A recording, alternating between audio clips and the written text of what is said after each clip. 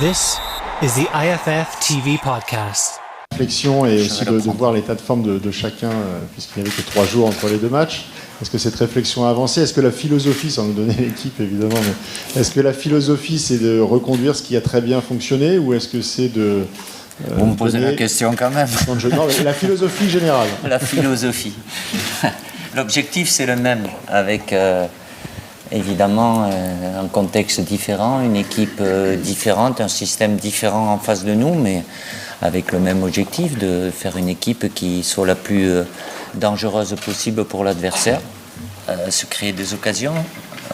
Si on peut avoir la même efficacité qu'on a eue vendredi, c'est une très bonne chose, ce qui ne veut pas dire la reconduire dans l'intégralité. Par rapport à ce que j'ai pu vous dire après le match, je suis encore dans la réflexion parce que voilà, il y a eu peu de temps de récupération, on a voyagé, aujourd'hui on va faire une séance légère et j'attendrai demain, surtout par rapport à ceux qui ont débuté vendredi, parce que ça a été un match où il y a eu sur le plan énergétique et aussi psychologique une dépense importante, donc savoir si tout le monde a récupéré déjà pour ne pas prendre de risques, même si l'ensemble du groupe devrait participer à l'entraînement ce soir. So after Friday's game, you said you would take some time to reflect on things. I'm wondering what the philosophy is looking at things now. And our objective remains the same. We're playing a different opponent who have a different system, but the goal is always the same. We want to pose a threat, we want to play well, we want to create chances in the same way we did on Friday. But it was a really demanding game on Friday in terms of the energy, and we've travelled today, so it's important now to rest. We'll have a light session this evening, and we'll see if all the players are recovered. We hope everyone will be able to play a role tomorrow, but we'll have to see where things stand. Bonjour.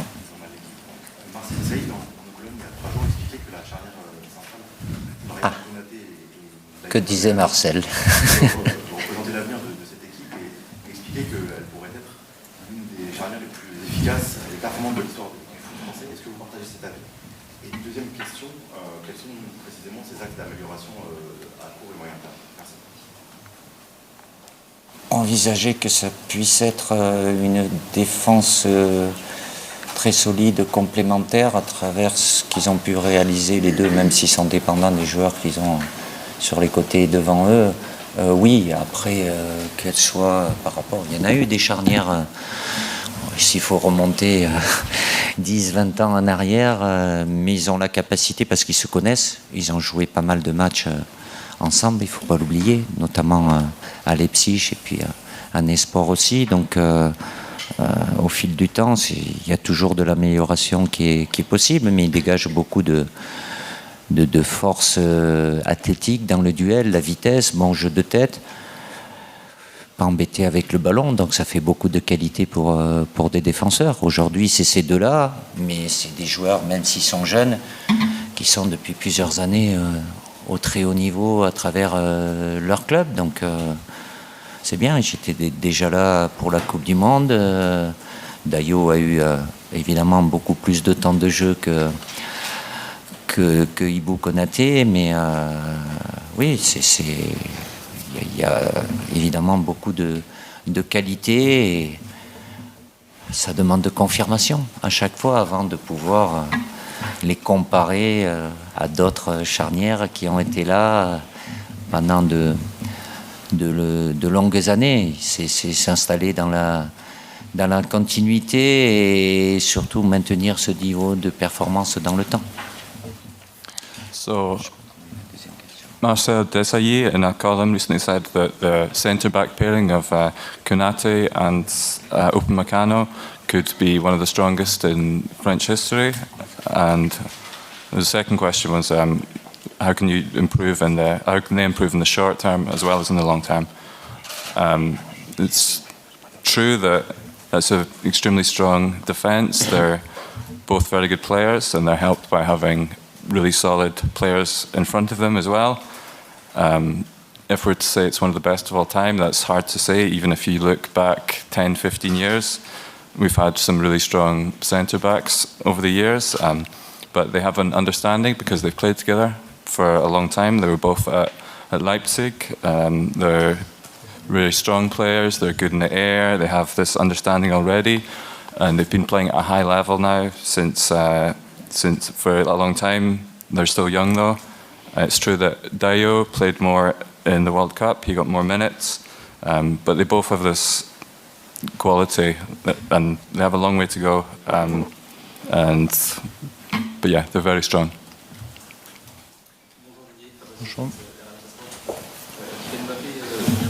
Il appréciait Randal Colomoni en nous expliquant notamment ses qualités. Il a aussi dit qu'il espérait, lui et le groupe, que Randal Colomoni puisse marquer demain. Est-ce que vous aussi vous espérez qu'il puisse marquer? Oui. Moi, je l'espère, oui.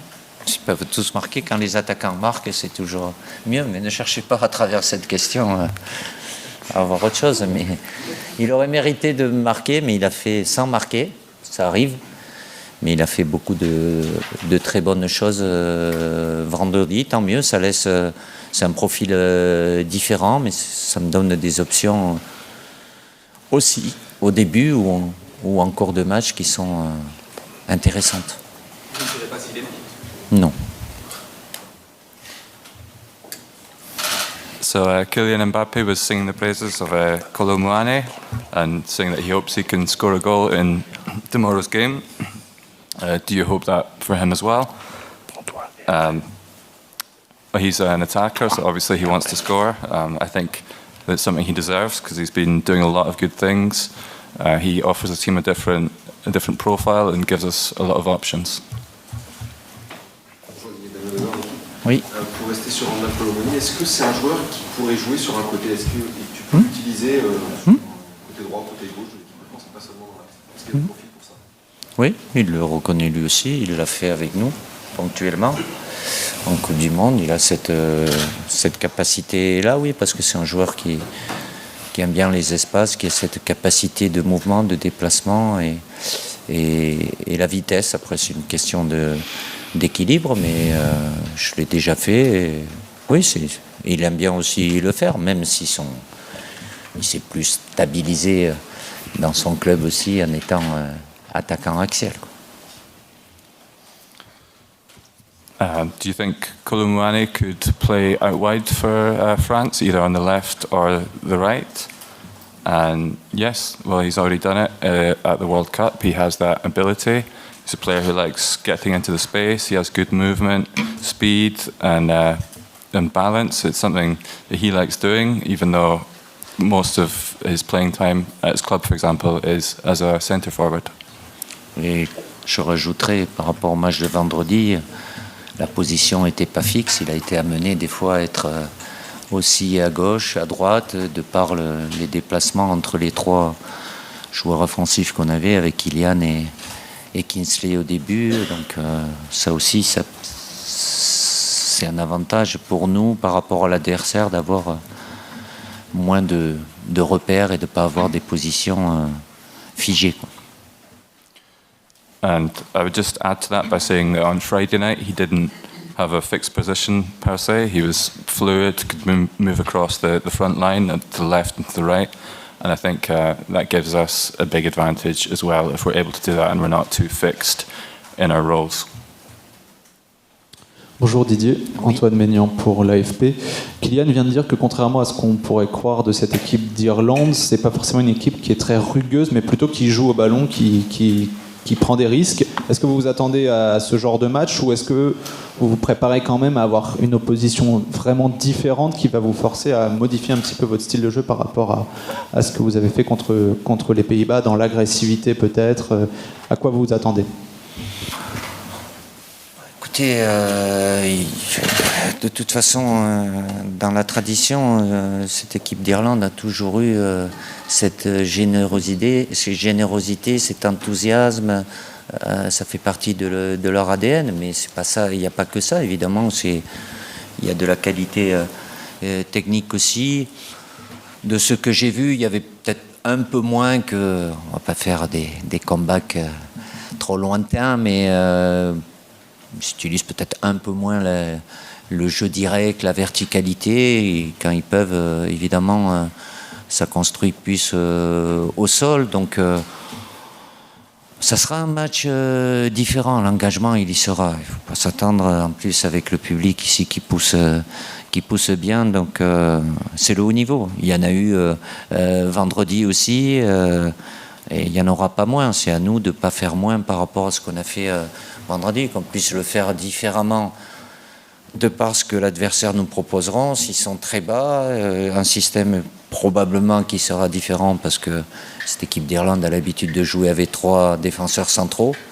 Donc c'est forcément des déplacements différents, mais avec le même objectif d'amener du monde, d'avoir la maîtrise et d'être dangereux et efficace. So Killian mentioned in his comments that this Ireland side aren't necessarily as robust as you might expect, and that they are capable of playing football. Are you expecting a different game to the one you had against the Netherlands? It's true that I think Ireland have this enthusiasm or this determination as part of their footballing DNA, but that's not everything. They also have technical quality. I think they are capable of playing the ball on the ground, and of course you have to mention the support they'll have from the crowd that will really push their team forward. So I'm expecting a high level match, but the same as Friday. Our objective is to get the win. It will be a different system we're facing because this Ireland team likes to play with 3 at the back in defence. This Irish team is very different to the one you played in Euro 2016 and again in 2018. What are your memories of those games, and how do you think this team compares now? Je ne vais pas répondre en anglais parce que j'ai entendu Kylian tout à l'heure, donc le mien, il est beaucoup moins fluent, donc je répondrai en français. Non, mais on parle de 2016, ça remonte. Il y a beaucoup de joueurs qui sont plus là du côté irlandais comme chez nous aussi. Évidemment, ça s'est bien passé sur nous, surtout en deuxième mi-temps, parce que je me rappelle qu'on était mené 1-0 et que c'était compliqué sur ce 8e de finale. Il y a une nouvelle génération aussi qui arrive avec des nouveaux joueurs, un dont vous parlez beaucoup, qui a vraiment beaucoup de qualité, qui est Ferguson. Je n'ai découvert, c'était la première, deuxième sélection, qui a joué contre la Lettonie, Johnston. Il y a toujours des joueurs un peu plus expérimentés, mais voilà, nous aussi, on n'a pas les mêmes joueurs qui étaient là à ce moment-là. Donc c'est toujours très difficile de comparer, mais sans vouloir, je ne vais pas dire offenser, mais être limitatif sur ce qui pouvait être fait avant, c'est-à-dire avec... mais il y avait de bons joueurs aussi, mais ce jeu peut-être beaucoup plus direct, vertical. Il y a une recherche de jeu plus posé au sol sur les derniers matchs que j'ai pu voir de cette équipe, et avec évidemment l'arrivée du nouveau sélectionneur en 2020.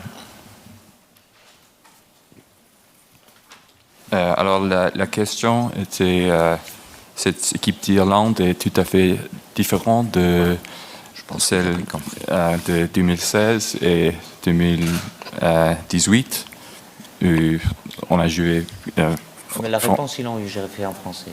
Oui, je sais. Donc dites-le. Vous Oui, je vais la traduire en anglais. D'accord, oui. C'est mieux, quoi. So, and the answer was, so I heard Kylian speaking English before, so I'm not going to attempt it. It's true, yeah, there's lots of different players that are in the Ireland team now. If I think back to 2016, I remember we were losing 1-0 at half-time, and that was a round of 16 game.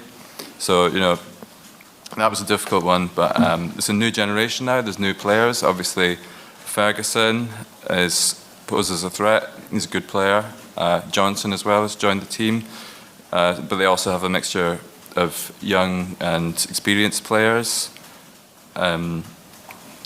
Our team is different too. We have a completely different group of players, so I think it's hard to compare really.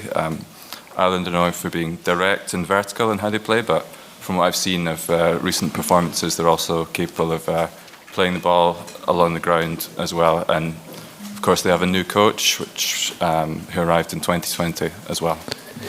Et on va terminer cette conférence de presse avec une question de Cyril de la Morinerie d'Europe 1. Bonjour. Il y a quelques minutes, on a demandé, Nicolas Bayern de Canal+, demandé à Kylian Mbappé quel était son objectif après avoir marqué 38 buts, ce qui est extraordinaire en équipe de France. Notamment, voilà, les 41 buts d'un certain Michel Platini nous a répondu que c'était la prochaine cible donc à atteindre. Débordé peut-être aussi par son enthousiasme, parce que c'est évidemment un objectif pour lui, même d'aller encore plus loin. Qu'est-ce que vous en avez pensé de justement cette déclaration et de cette envie toujours de battre des objectifs extraordinaires? C'est Kylian, voilà, il est plein d'ambition, il a des objectifs et quand il en a un, il y en a toujours un plus élevé à atteindre. Il est comme ça et il fait tout pour se fixer des objectifs toujours plus élevés. Évidemment, c'est à travers le collectif, mais déjà, il en a atteint et dépassé pas mal très tôt. Donc, il a ça en lui et je pense qu'il le gardera tout le temps. Donc, c'est là-dessus aussi où il a un rôle de moteur par rapport à l'ensemble du groupe. C'est pas tout de le dire, mais c'est faire tout pour y arriver. Et je sais le connaissant qui va tout faire. Il aura besoin des autres, mais voilà, c'est Kylian. So 20 minutes ago, Kylian talked about how he wants to get past Platini's 41 goals. He's on 38 at the moment, and you can just see this enthusiasm he has to beat records. And the answer was that's Kylian. He's full of ambition. He's always setting himself new objectives, new goals. He wants to set his sights higher all the time, but the group, the collective is the thing that comes first, and he's gone past lots of people quickly, but that's what pushes him, and that's his motor, and he'll keep going. Merci. L'entraînement ouvert le premier quart d'heure à 18h. J'en profite puisqu'il y en a beaucoup d'entre vous qui m'ont posé la question. Il y a exactement 2905 supporters français demain au stade. C'est le 4e plus gros contingent de supporters français à l'extérieur dans l'histoire de l'équipe de France. Ouais. 4e. Voilà. Entraînement ouvert à 18h, un quart d'heure. À tout à l'heure. Merci. Tomorrow we're going to do nothing. That means we're going to win and we're going to do our job. But he is a good player.